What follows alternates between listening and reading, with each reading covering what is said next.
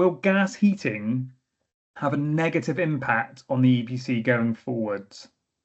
Good question. It's probably worth reflecting on that where we are currently with the EPC. So the EPC is currently, as we know, a cost-based rating. So gas performs very well in EPCs currently. If we compare to electric, I'm guessing that's where the question's probably aimed at.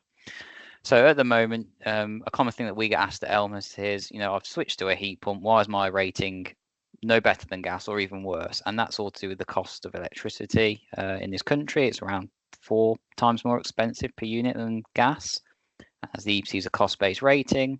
If your heat pump's not at least 4 times as efficient as the gas boiler, you'll get around about the same EPC rating. Now, obviously, that doesn't really tally with where the government are trying to go to using low carbon heating, hence EPC reform proposed using additional metrics. So I think in terms of will gas perform worse, it depends which metric you are looking at on the new EPC. If we stay on the cost-based metric, I don't think gas will perform worse because I don't see any major shifts in the way gas is going to be priced in the future. Electricity may perform better if the government choose to do something with the unit cost of electricity to encourage heat pumps. If we look at a carbon-based metric, however, then it would be completely the other way around. So electricity will perform very, very well on a carbon-based metric because we know the grid is decarbonising and will continue to do so. Whereas gas, I think at the moment is about 60% higher per unit of fuel in terms of carbon emissions. So it really depends on what metrics the government choose to place on the new EPC.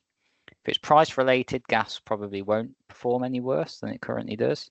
If it's carbon related, then gas will perform worse than it would probably do compared to cost, because electricity is the way the government are heading from a net zero perspective.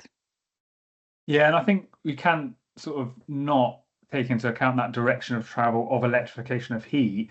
I think, getting heat pumps in every home by every private rented property by 2030 is it's quite very tall ask, isn't it? Yes. I think I fed back on the consultation that they should include like a heating transition plan in the cost cap. So even if you can, it doesn't make sense to do an upgrade to electrify your heating at this point. At least you've got a plan in the next 10, 15, whatever many years it is, so that when that boiler needs replacing, you've got a plan for that. It feels like a next phase. This phase is sort of like, right, let's just get the energy efficiency up, maybe get some solar panels on, and then after that we'll look at the electrification more.